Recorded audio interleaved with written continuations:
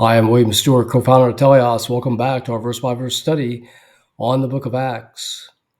We're on quite a journey from the time just after the glorious ascension of Christ to sit down at the right hand of God the Father to lead the church around 32, 33 AD to where the church, the initial church, the beginning of the church in Acts 2 was small in Jerusalem, led by the apostles. It was Jewish, full of signs and wonders, through a slow transition to the end of Acts, where the church is spread across the empire, the Roman Empire, mostly Greek, though some Jews, led by the elders now.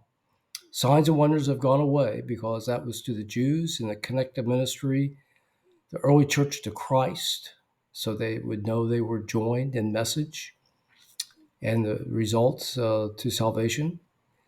And the second generation now is starting to take over. This is probably in the early 60s AD. Precise dates aren't known. We're on Paul's second missionary journey, now going through Greece. We're in Acts 17. He's already gone to Philippi. He was chased from there after establishing a church. And let's go to the text.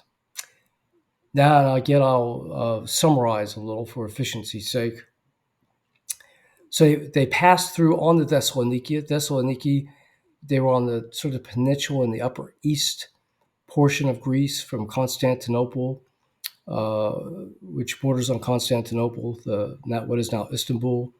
And so they were in Philippi, sort of in the middle of that peninsula. They went over to Thessaloniki, which is now the major northern city of Greece, almost due north of Athens, up almost towards Macedonia, northern Macedonia now.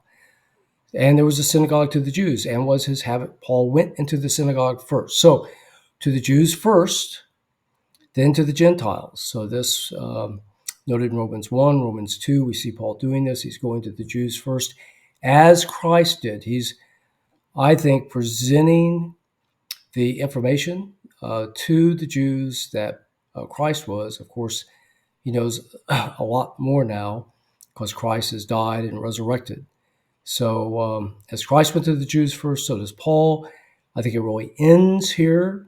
That's probably a controversial statement. We go to the Jews, to the Greeks equally. We both groups stand as one man, saved by grace through our faith alone in his death and resurrection. So there is no distinction. We go to both groups equally in our evangelistic efforts. Read Ephesians, last half of Ephesians 2. So he talks in verse 3 how Christ must have suffered and risen from the dead, and that this Jesus, whom I preach unto you, is Christ. And many believed. How nice. And worked with Paul and Silas. And many of the Greeks did as well, and many of the important women.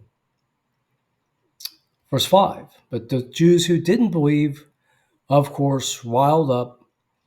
They actually, interesting, it says they were envious. And this is a promise to God that he was going to make the Jews envious in their unbelief. Back in Deuteronomy 32, he made them envious, got the city in an uproar.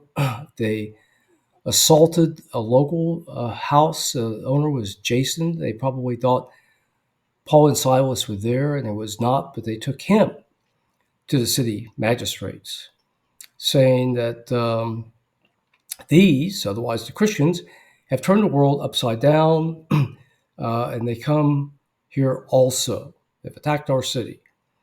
And they do contrary to the decrees of Caesar, saying there is another king. So, as we've said, if you are a ruler in Rome, no matter what level, you had two basic things you needed to accomplish to keep your job. One, get those taxes, and two, keep the peace. So Rome was very sensitive about people who didn't recognize the authority of the emperor and worship the emperor. being seen as a god at this time of history. And so by saying there was another king, it threatened the sovereignty of the emperor in that area and the potential of revolt. The Romans know a lot of revolts, and they will know a lot more. So this was typically not looked upon favorably by a local leader. So they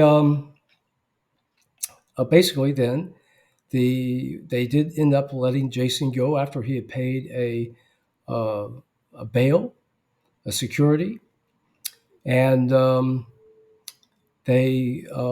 Paul sort of left. Okay, so they sent Paul on his way. So then he went to Berea. Now Berea is we're moving south now towards Athens, and Berea is south. Came first again to the synagogue, and he says they were more noble there than in Thessaloniki. The word there, Euphgenes or Euschemon, excuse me, in the original Greek means well designed. So noble, honorable. And they received the word readily, more readily, along with many of the Gentiles.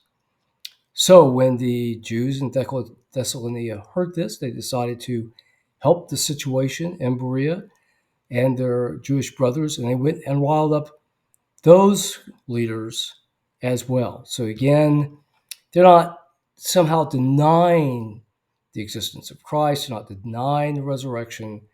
They're using lies to skip any need to deal with the message of Christ and to destroy these Christians. So they sent Paul on his way for his safety. Timothy and Silas remained.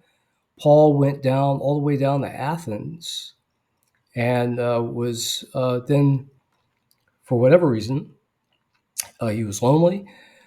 Probably he wanted Timothy and Silas's help to help evangelize Athens, which was such an important city.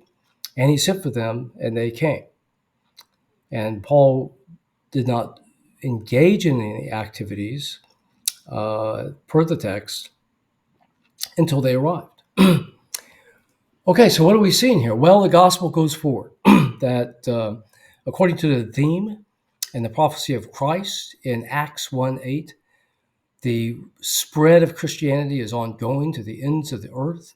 And we're seeing this through the narrative, the history of Paul on his second missionary journey. Excuse me, probably around 53, 54 AD. They're going to the Jew first, then the Gentile, as is typical for that initial outreach of the gospel. We're seeing that the Jews hate the message, as often they do now, and fight against it, not intellectually or with good arguments, but really with violence and lies. And God is keeping Paul safe, and he escapes. He goes from, in this video, from Thessaloniki to Berea to Athens. And of course, Athens is where we'll focus on next. I think it doesn't say this, but I take the inference from the apostolic letters, particularly 1 Timothy and Titus. He's setting up churches and elders as he goes, so the church has some structure. All right, thanks for joining me today on this exciting journey. Join us next time. We'll talk about Athens. It'll be special. I'll look forward to seeing you then.